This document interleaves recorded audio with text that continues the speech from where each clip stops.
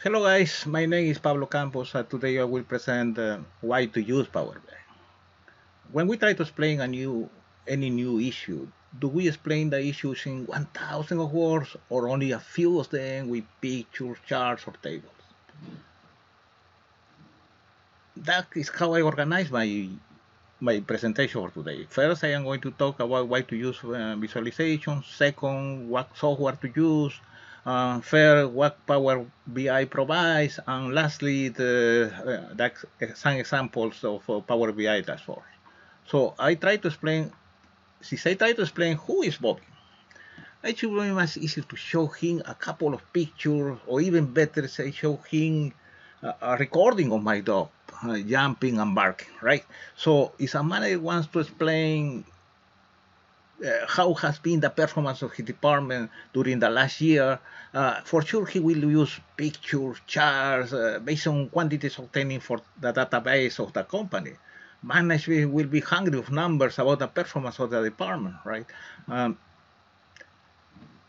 If I show you a table with hundreds of numbers, you could understand the relationship of the variables, but it's much easier for you if instead I show you a graph and can manipulate the graph showing different alternatives of data immediately in real time without any other thing than clicking a bar or a button to show different scenarios of the same data.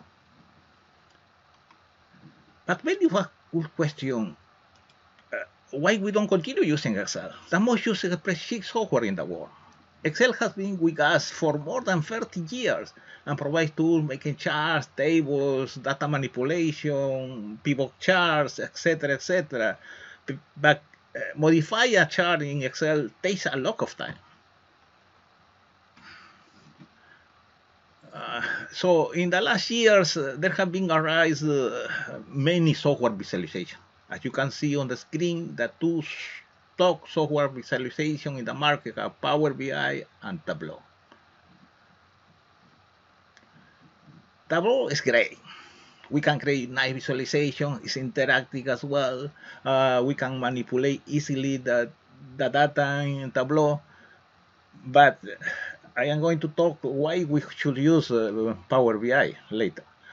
We had For Power BI, we had to provide data to the software, which will review and transform the data if necessary. Then we can create and build and format visualizations, and later we can publish to our team um, our work.